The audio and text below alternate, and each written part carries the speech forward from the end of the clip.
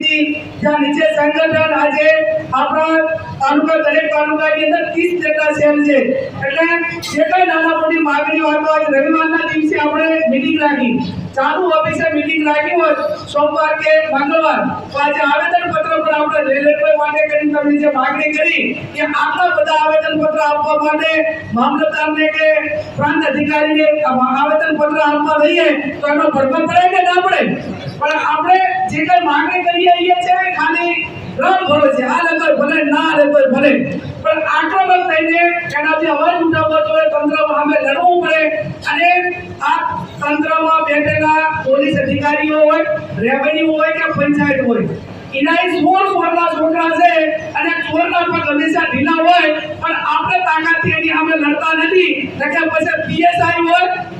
મામલતદાર હોય કે ટીડીઓ હોય કે એ તમારું કામ તમને જોઈને પહેલેથી કરી નાખે કે આને આપણે સંસેડવા નથી પણ આપણામાંથી યુનિટી ઊભી કરવી પડે આપણે માથા ભેગા કરવા પડે અને એમના નબળા પોઈન્ટ કહીને એમના જે ભ્રષ્ટાચાર છે એ ક્યાંક ને ક્યાંક લોકો સામે મીડિયા સામે આમ પ્રજા સામે ઉઘાડો નથી કરતા એટલે એમને એમ કે કોંગ્રેસ વાળાને આપણે એમનું કામ કરશું થાય ભલે ને કરીએ તો ભલે અને એ લોકો નજરઅંદાજ આપણને કરે છે એટલે વહીવટી તંત્ર સામે પણ લડવા માટે હું ગુલાબભાઈ આ જ્યારે અને એટલી ચોક્કસથી તમને બધાને ખાતરી આપું છું આ લતાભાઈ મને ગાડીમાં કીધું કે બેન આપણા કોંગ્રેસના કાર્યકરોને આજે આંખો તારો વારંવાર કે ડરાવે છે એટલે વાત આજે ખોટી કે ડરાવે છે તો શેનાથી ડરાવે તો કે ઘરે કે ખોટા કેસો કરવાનો ઘરે કે પોલીસ કેસ કરવાનો ઘરે કે કામ નહીં આવવાનું ઘરે કે ભાઈ નાના મોટું છોકરું નોકરી કરતું હોય તો બદલી કરશું આવું કેમ બીજું કઈ કે આવું જ કેમ હવે કદાચ નોકરીમાં બદલી કરવા વાળા જે છે એ કદાચ ધાનેરાથી ખરાબ મૂકશે ક્યાંય મૂકશે બરોબર અને આપણે નોકરી જેને ઘરે નોકરી નથી એની સંખ્યા પણ કાફી છે અને જે આપણે ખેડૂત ખેતી કરીને પોતાનું ગુજરાન ચલાવવા એ આપણે કાફી છે હું એક મહિલા છું એક બેન છું તમારી દીકરી છું જો આખું ભાજપ એ 20 વર્ષથી મને હેરાન કરવા માટેના પ્રયત્ન કરતો હોય અને હું એક ના પીયા છું મારા ભાઈ કદીએ ના પીયા તમે બધા મારા ભાઈ છો અને તમારી બેન તો ના પીયાતી હોય તો તમે એક ના પીવે તો મને 100% ભરોસો છે અને ભાજપ વાળા મેં કીધું એમ કે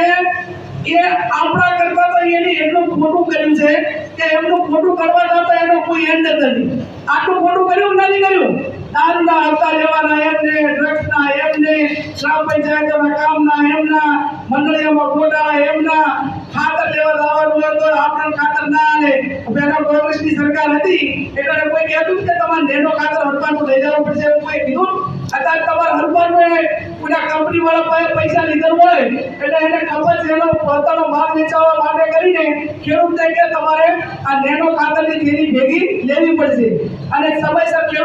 ખેડૂતોને ખાતર ના મળે ઉદ્યોગપતિઓને જેટલું જોતું હોય એટલું ખાતર આલે એટલે આ બધી જ્યારે સમસ્યાઓ આપણી આવે છે ત્યારે મેં કીધું એમ કે આપણા પોતાના હક માટે આપણે લડવું જોઈએ અને લડેને તાકાતથી લડવું પડે અને કોંગ્રેસના કાર્યકરોને ગુલાબભાઈને અમે એટલી ખાતરી આપો છું કે કોંગ્રેસના કાર્યકરને કોઈ પોલીસ તંત્ર હોય કે કોઈ વહીવટી તંત્ર હોય અને કોંગ્રેસના કામ માટે લડતો હશે કોંગ્રેસના કાર્યકર માટે લડતો હશે કોંગ્રેસના સંગઠન માટે લડતો હશે અને એના સામે કોઈ પોલીસ કેસ કે એને હેરાન કરવા માટેનો પ્રયત્ન કરશે ને તો એની બેન અડધી રાતે તમારા ઘરે આવી ઊભી રહેશે એની હું તમને બધાને ખાતરી આપું કોઈ બીવાની જરૂર નથી આ તો જે દબાય ને એને બારંબાર દબાઈ કરે જો એક વખત એમ કહીએ કે તારાથી થાય કરી લેજે તો આવો દાગ છે નહીં પણ આટલી હિંમત કરાવવી પડે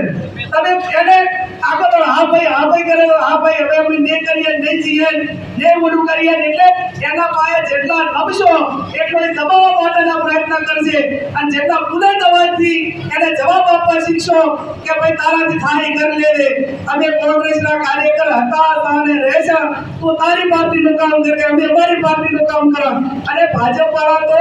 એક કાગળના વાઘ છે એ વોટ લેવા વહીવટી તંત્રને પોલીસને મામલતદારને ટીડીઓને વહીવટી તંત્રને મેરે તલાટીને આંગણવાડી વાળાને એ ભાજપ વાળા તો ગામમાં વોટ લેવા દઈ ગયા નથી, માત્ર ને માત્ર એ ઉપયોગ કરતો છે વહીવટી તંત્રની સત્તાનો। અને આ બધી પરિસ્થિતિને પહોંચી વળવા માટે આવનાર સમયમાં કભો મિલાવીને જિલ્લા તાલુકા પંચાયતની ચૂંટણીની તૈયારી કરીએ અને ઈમાનદાર ઉમેદવારો ગોતશું, જેટલા હોય એટલા વોટ જ હોવાનું ગોતશું, કે દીતાડ્યા પદે દાદો ને કે ભાઈ મન તો આટલા પૈસા આલે કે આટલો મને પ્રમુખ બનાવે છે અને ભાઈ તું કાંઈ નતો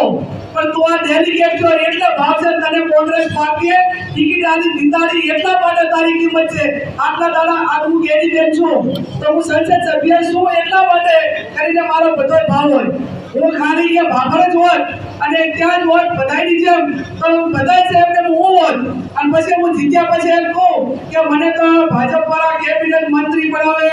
મને તો આટલા કામ કરી આલે અને ભાઈ તમે કાંઈ નતા, તમારી ચૂંટણીએ લોકો લડ્યા છે, મામેલા ભર્યા છે અને તો એમની હાથે તમે વિશ્વાસઘાત કરો ને ભલે મતનું મામેલું ભર્યું હોય પણ આ બનાસકાંઠાનો એક કાર્યકર એ ગેનીબેનના સંસદ સભ્ય નથી, ગેનીબેનના નામ ઉપર કોંગ્રેસના પંજા ઉપર જે બટન દબાયું છે એ હાથે હાથ લાખ દે મતદારો છે એ બધા સંસદ સભ્ય છે અને